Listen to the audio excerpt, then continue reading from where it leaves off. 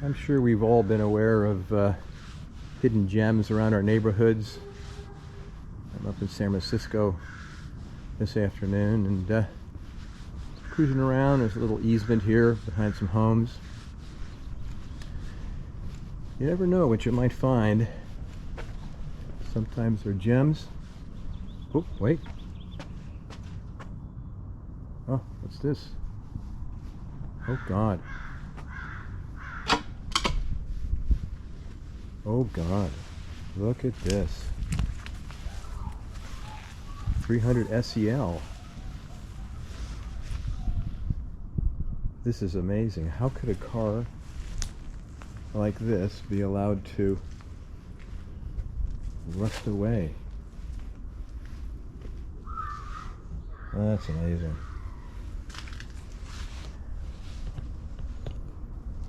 In fact, I came up yesterday to inspect this car on the behalf of the heirs of the estate.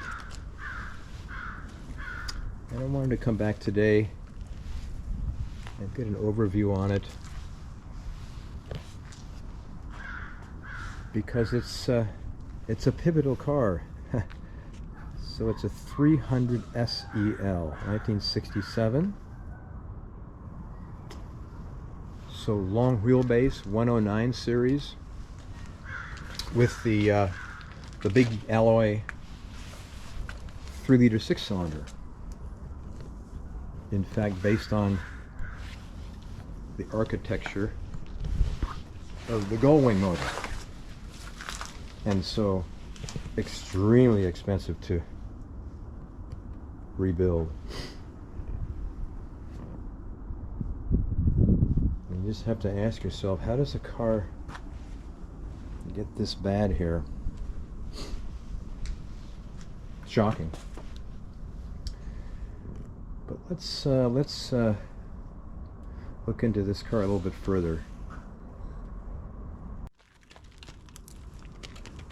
So I have to say, you'd be forgiven if you were wondering why on earth I would be interested in this 300 SEL that's slowly rusting its way back to Earth.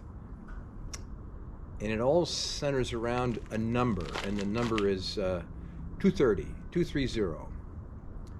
So let's get into the car and we'll pull the handbooks out and we'll pull the data card out, and I'll explain what that means. It's a little bit moldy in here, but obviously the blue velour has weathered far better than the exterior of the car, which is just shockingly destroyed. Power windows, power sunroof. Was originally this a 178 light gray, which I really haven't seen before. But the reason I'm here is because of this this number that I mentioned, 230.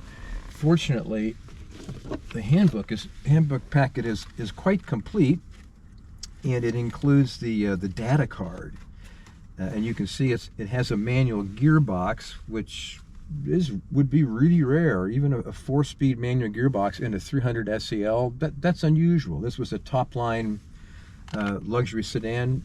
The only car that Mercedes was offering at this time that would be more opulent than this car was a 600. But this car has the magic code here. This is the data card, 230, and that indicates that it's a ZF 5-speed, which is extraordinarily rare. I would guess that there were only a handful of 300 SELs built with a 5-speed gearbox. They only built 2,400 of them. This is the 159th to the last 300 SEL constructed.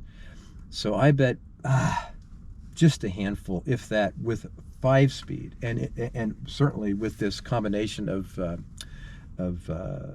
options.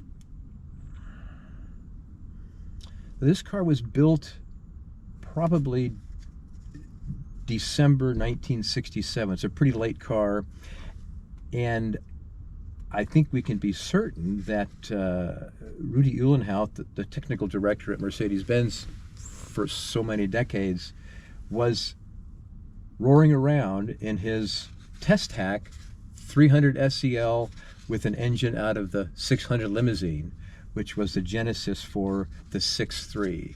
So this is an important link. 300 SELs are an important link to the 6.3s.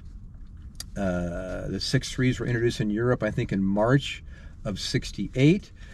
So I'm certain that there was a 6.3 test car floating around the factory when this car was delivered new. So interesting car, really an interesting car.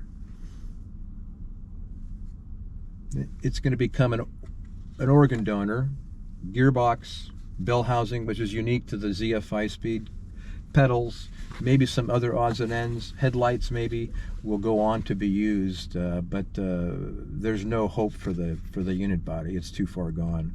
Tool roll is amazingly intact.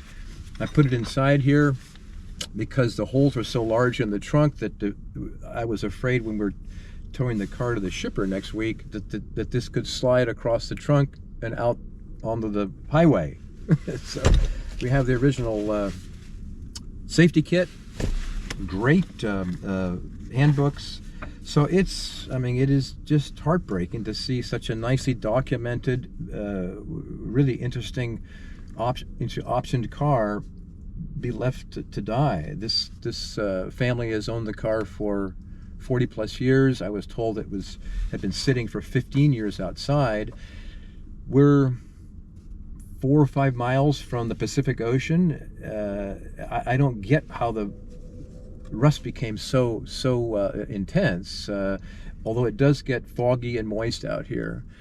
But this took a lot of time sitting out. It's a shame. But it's gonna be a source of some goodies and make a 300 SC coupe or cabriolet owner very happy with a 5-speed ZF gearbox conversion. So that's why I came up here yesterday and today to look at this completely destroyed 300 SEL. It's all about the ZF 5-speed.